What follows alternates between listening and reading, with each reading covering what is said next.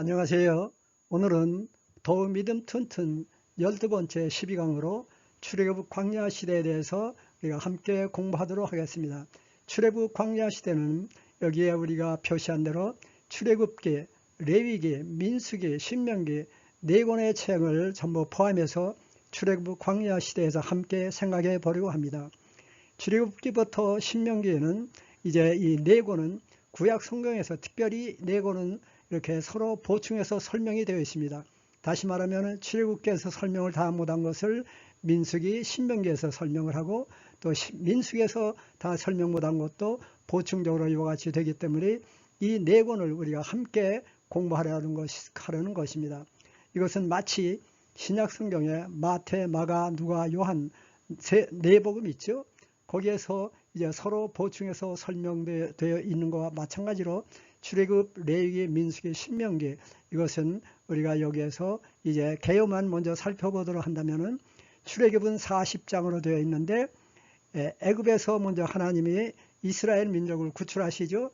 그 다음에 이제 시내산에서 십계명과 율법을 받습니다. 그리고 거기에서 성막을 세운 다음에 인구조사를 한 다음에 이제 행군이 시작됩니다. 그리고 시내산에 거할 때에 레위기는 27장으로 되어 있는데 거기서 제물과 제사 제도에 대한 언약 또 거룩한 삶에 대한 율법의 언약서를 거기에서 받고 이제 거기에서 이제 민수기로 36장으로 되어 있는데 이제 시내산에서 레위기를 이와 같은 언약서를 받은 다음에 가데스로 먼저 떠나게 됩니다. 그리고 38년의 광야에 배회를 하고 가데스에서 또 모압 평지로 가게 됩니다. 그리고 이제 마지막으로 가기 전에 거기에서 모압 평지 도착하기 전에 아론이 세상을 떠나죠. 그리고 2차 인구 조사를 하므로 이제 요단 강가에 있는 모압 평지에서 가나안 땅으로 이제 진군을 하게 됩니다. 신명기는 그 모압 광야에서 그 모세가 광야의 유랑을 회고하고 그 신세대에게 이와 같이 또 앞으로 그 언약에 대해서 재확인시키고 그가 마지막으로 느보산에서 모세가 사망을 합니다. 출애굽 광야 시대는 총 137장으로 되어 있습니다. 우리가 그 지난번에 생각한 족장 시대는 그 창세기 12장부터 50장인데 이거에 비하면은 근 한 4배 정도 이렇게 분량이 많고 페이지 수도 근 239페이지가 되는데 우리가 여기서 공부할 때 먼저 계열을 제가 중점적으로 우리가 생각을 하고 다음에 이제 우리가 장수별로 일일이 생각을 못하지만은 앞으로 우리가 묵상할 내용을 중심으로 공부하도록 하겠습니다.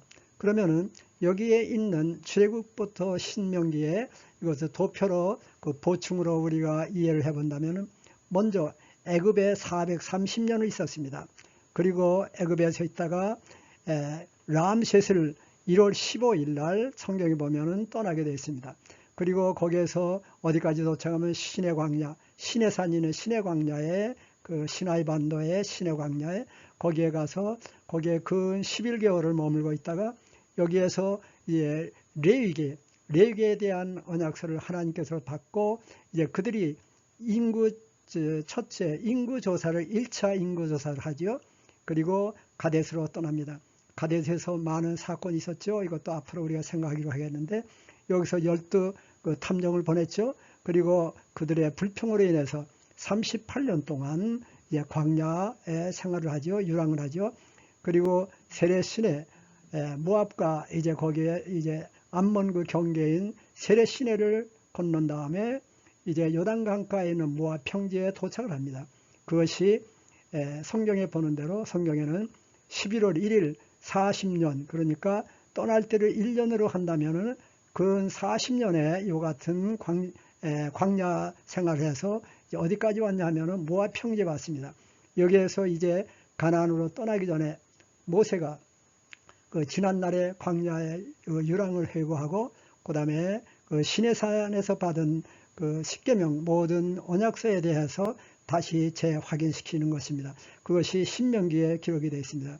그러면은 이것을 우리가 더 상세히 그 지도를 통해서 본다면은 네, 여기에 왼쪽에 보면은 출애굽 광야 행로라고 이렇게 되어 있는데 네 가지로 크게 우리가 제목을 본다면 람셋에서 시내 광야로 가고 시내산에서 가데스로 가고 바란 광야에서 세렛 시내를 건너고 세렛 시내에서 아라바 광야에 가서 이제 요단강가에 이제 모압 평지에 이르게 됩니다. 오른편 그림을 보면은 여기가 애굽이죠. 애굽에서 첫 번째 1번에 람셋에서 시내 광야까지 간다고 그랬는데 시내산 여기까지 갔습니다. 그리고 이것이 1번인데 그 다음에 시내산 여기에서 어디로 가냐면 두 번째 왼쪽에 보면 두 번째 시내산에서 가데스 바네아인데 네, 가데스라고 우리가 앞으로 호칭을 하겠습니다. 여기에서 이제 가데스까지 이제 가서 그 다음에 여기에서는 또 이제 3번 세 번째는 바란광야 세렛 시내는 가데스에서 이제 이 바란광야를 거쳐서 이게 세렛 시내 여기는 에돔하고 모압 그 족속의 경계 여기에 강이 흐르죠. 그리고 여기는 요단강. 여기에 인이라는 것은 인구조사를 한 거죠. 인구조사 첫 번째 인구조사 여기는 두 번째 인구조사. 그러면은 우리 각 행로에 대해서 이 지도를 보고 우리가 생각해 보겠습니다. 그리고 시내산의 위치에 대해서는 전통적인 위치는 시나이 반도 여기에 시내산으로 되어 있는데 근래 학자들이 또 여기에 미디안 광야 여기에 시내산이라고 이렇게 주장을 하고 있습니다. 그러나 이 두 가지 모든 주장에 대해서 우리가 일일이 생각할 수는 없고 우리의 목표는 더욱 믿음 튼튼인데 앞으로 시내산에 대해서는 다시 후에 제가 상세히 설명하기로 하겠습니다. 그래서 오늘은 전통적인 시내산을 우리가 중심으로 해서 행로를 살펴보도록 하겠습니다. 먼저 애굽에서 떠나서 어디까지 왔냐면은 시내산까지 왔는데 근 2달이 걸렸습니다. 성경에 보는 대로. 그리고 여기에서 11달을 여기에 이렇게 머물었습니다. 그리고 여기서 인구조사를 했다 그랬죠. 그러면은 여기에 왼편 보면은 중요한 거는 이렇습니다. 먼저 람셋을 출발했습니다. 1월 15일 날. 그 다음에 신광야에 2월 15일 날 도착했다고 되어 있습니다. 성경에 보면은. 그 다음에 시내광야에 도착이 그 3월 15일 또는 3월 1일인데 네, 하여튼 3월 달에 도착을 했습니다. 그래서 여기로부터 람셋부터 시내산 여기에 기록한 것이 출애굽입니다. 출애굽은 애굽에서 시내산까지 오는 것이 출애굽이고 여기에서 그 11개월을 머물었습니다. 11개월에 있는 동안에 하나님께서 그들에게 언약서 레위기를 주심으로 레위기는 여기에 대해서 여기에 거하면서 받은 것을 기록한 것입니다. 그래서 이제는 여기에서 11개월이 지난 다음에 1차 인구조사를 했죠. 그 다음에 어디로 가냐면 이제 가나안 땅을 가기 위해서 가데스 상에서 출발을 하게 됐습니다. 네, 오른쪽 그림을 보는 대로 여기서 가데스에 근 석 달 동안 간 다음에 여기서 어떻게 했죠? 12 탐정을 보냈죠. 가나안 땅을 탐정하라고 보내서 갔다 온 다음에 어떻게 했습니까? 또 모든 것이 불평을 하기 때문에 이제 하나님께서는 이들을 여기에서 다시 38년의 광야 생활을 가게 되죠. 네, 여기 왼쪽을 또 보면은 이렇게 되어 있죠. 1차 인구조사를 시내산에서 끝나고 시내산을 출발합니다. 이것이 2월 20일 둘째 달입니다. 이것은 성경에 이렇게 기록이 되어 있습니다. 그 다음에 가데스 지금 생각한 여기죠. 여기에 도착을 합니다. 그리고 여기서 가나안 탐정을 12사람을 보내는데 40일이 걸렸다 그랬죠. 네, 이것이 여기까지인데 그리고 이제 지금 처음에 생각한 대로 여기는 출애굽이 기록이 되어 있고 여기는 레위기가 기록이 되어 있고 민수기는 지금 떠나서 여기 온 다음에 다시 여기까지 가는 것이 민수기입니다. 그러면은 이제 38년에 이제 여기에서 12 탐정이 와서 그들의 보호를 듣고 백성들이 불평했죠. 그래서 이들이 이제 38년에 이렇게 방랑 생활을 광야 생활을 하게 됩니다. 네, 오른쪽 그림 보는 대로 이제 여기에서 38년에 여기에서 그 생활을 하고 어디까지 가냐면 세례 시내가까지 갑니다. 네, 왼쪽 설명을 본다면은 네, 여기에서 도착하기 전에 이제 아론이 세상 5월 1일 성경에 5월 1일이라고 되어 있어 40년이 되었을 때 이제 그가 세상을 떠나고 세례 시내를 거기에 건너게 됩니다. 그래서 여기 38년을 이제 지나고 이제 드디어 그들이 목적하는 여기에 가나안 땅을 가기 위해서 여기에 요단강입니다. 여기가 요단강인데 요단강가에 있는 모압 평지에 그들이 여기에 정착을 하게 됩니다. 네, 여기 오른쪽 그립 봤죠? 이제 여기서 근 6개월 정도 걸려서 여기에 도착했습니다. 왼쪽의 설명을 보면은 모압 평지에 도착을 하고 거기에서 이제 가나안 땅으로 가기 전에 이제 신세대, 9세대는 다 죽고 이제 여호수아만 남았죠. 갈렙. 그리고 이제 모세가 거기에서 2차 인구조사를 한 다음에 앞으로 가나안 땅을 가기 위해서 준비를 하고 있습니다. 그리고 이제 아라바 광야에서 그들에게 그 모든 그 이제 다시 회고를 하고 그 율법에 대해서 다시 재확인을 시키죠. 그리고 모세는 마지막으로 여기에서 느보산에서 세상을 떠나게 됩니다. 이것이 출애굽 광야 행로의 전체적인 개요입니다. 그러므로 앞으로 우리가 공부할 때에 출애굽을 공부할 때 우리가 하는 것은 여기까지입니다. 출애굽은 애굽에서 시내산까지, 그리고 시내산에서 11개월 머무른 것을 우리가 공부를 하겠고요. 그 다음에 레위기는 여기에 머물고 있는 동안에 기록한 거기에 대한 그 언약서를 받은 그 레위기에 대한 것이고, 민수기는 이것으로부터 쭉 어디까지 가냐면은 여기에 모압 평지에 가는 행로가 민수기에 기록이 되어 있습니다.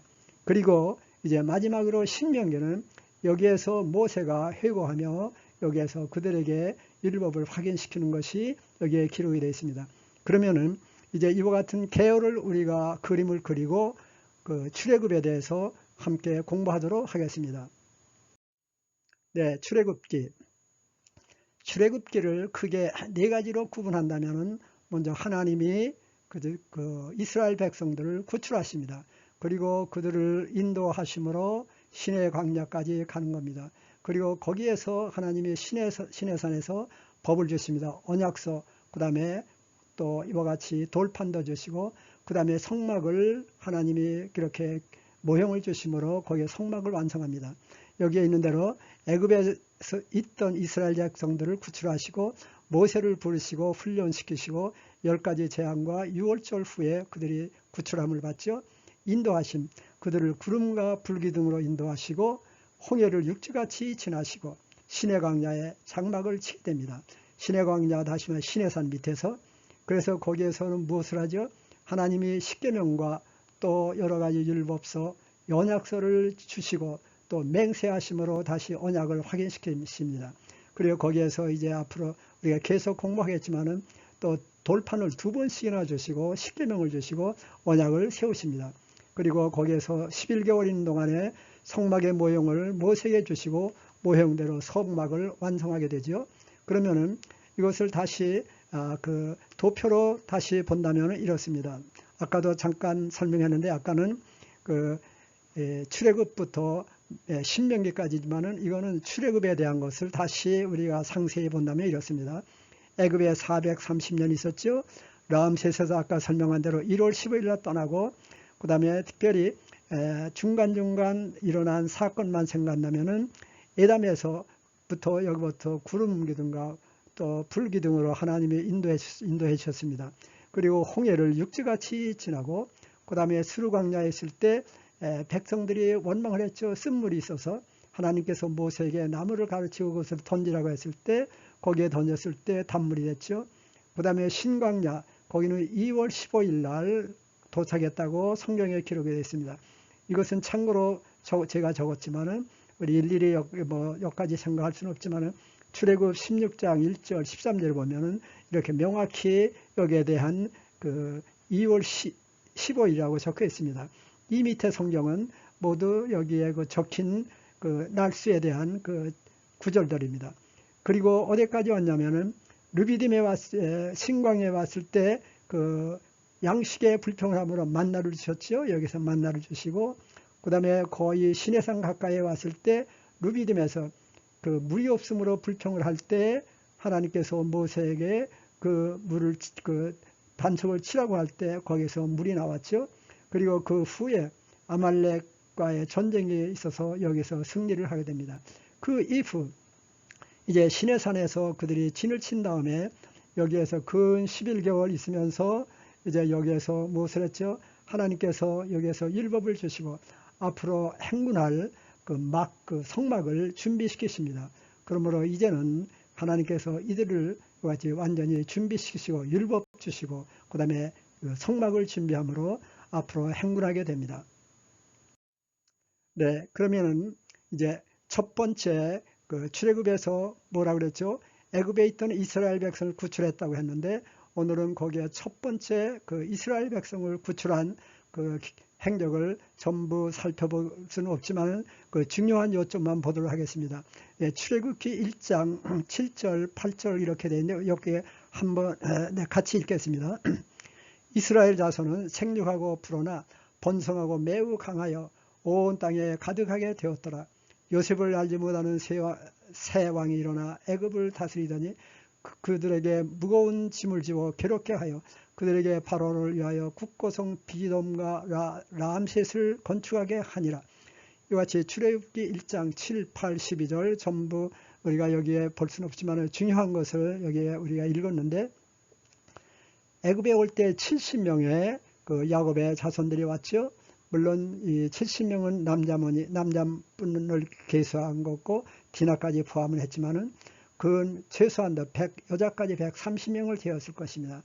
이제 430년이 지났을 때 60만의 이와 같은 인구로 증가를 할 때 이제 여기에서 보는 대로 이스라엘 자손이 번생육하고 불어났습니다.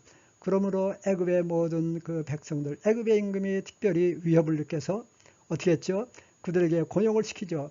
무거운 짐을 세워 괴롭게 하며 그들에게 바로를 위하여 국고성 비돔과 람셋을 건축하게 하니라.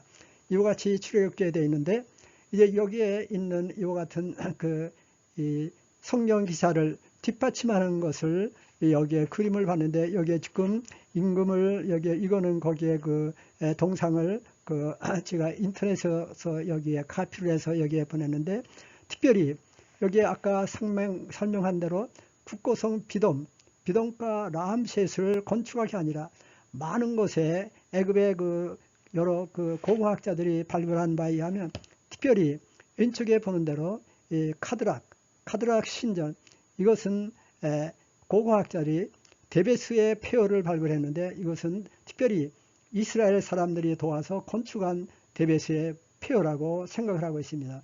그것은 너무나도 광대한데 거기에 보면은 금과 여러 가지 색깔로 화려하게 빛나는 많은 신전, 궁전, 기념비들 있는데 특별히 거기에 가까이 있는 도베스의 동쪽에 있는 가데스에 가면은 거기에 큰 건물, 그 신전이 있습니다.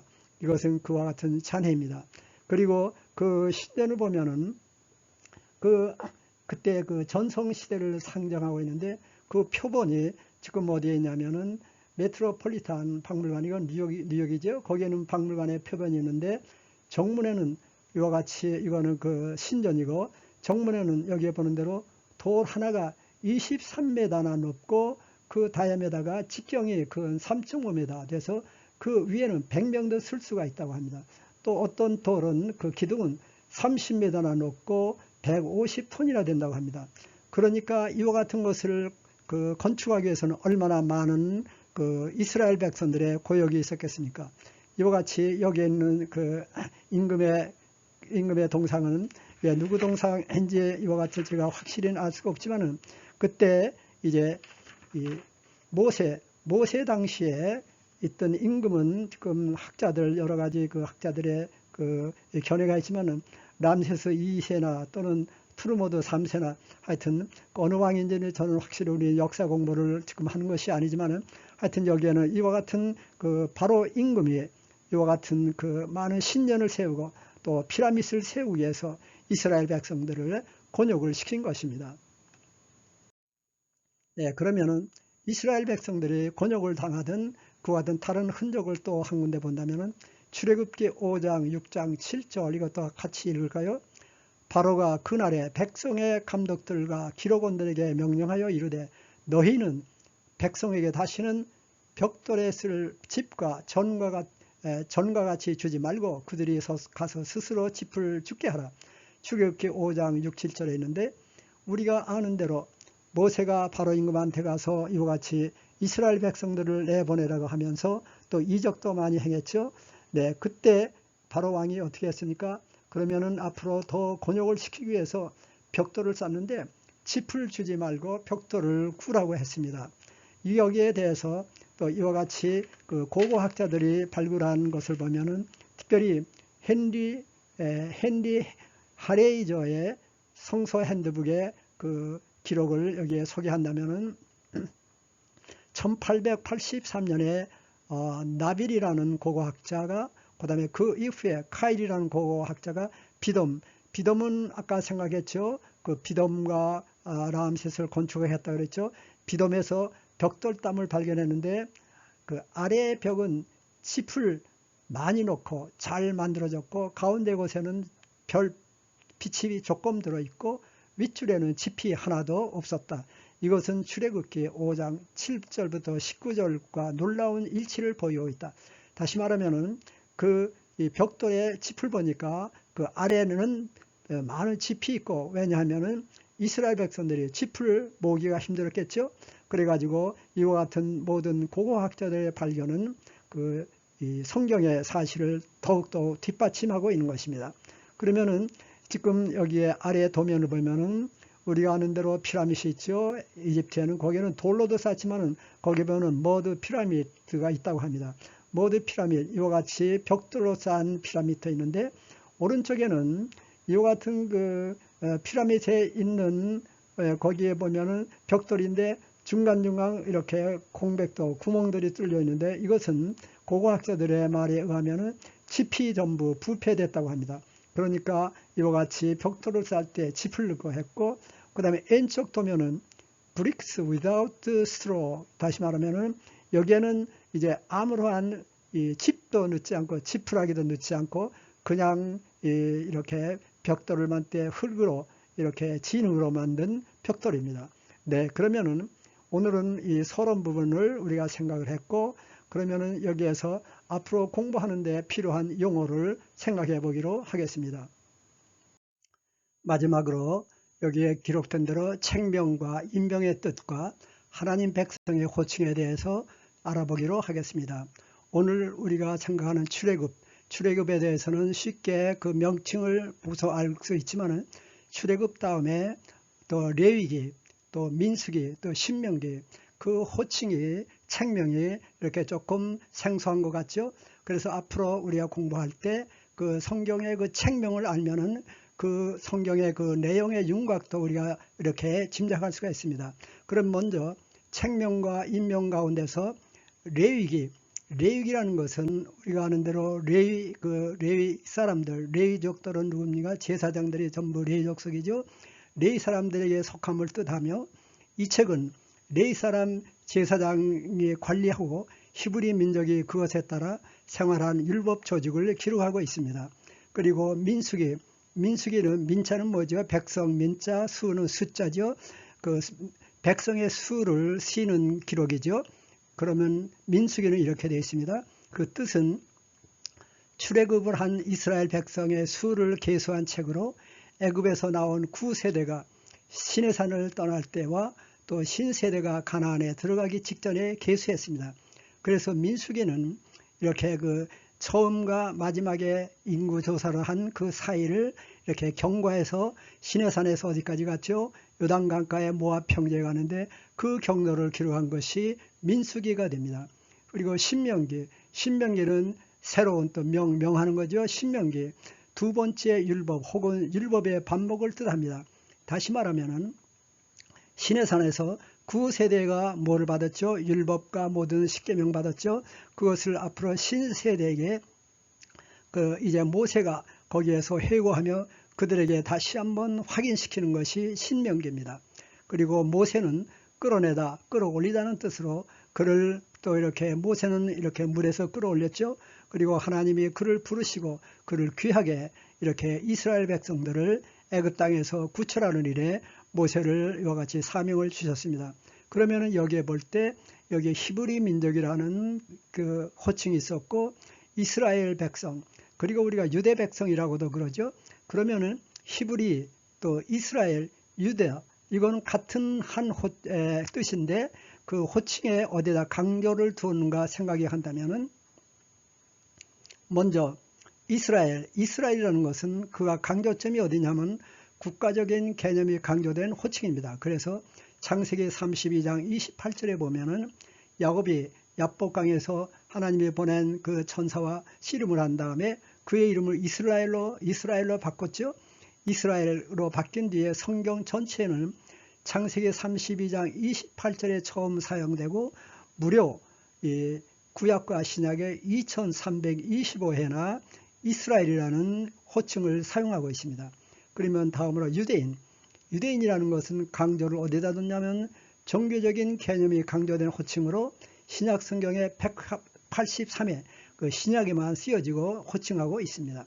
그 다음에 히브리인은 어디다 강점을 둔다면 종족 그 민족의 개념이 강조된 호칭으로 히브리의 원뜻은 강을 건너온 자라는 뜻입니다. 우리가 창세기에서 공부한 대로 아브라함이 우리에서 유브라데가 강을 건너서 어디로 왔죠? 가나안 땅으로 왔죠.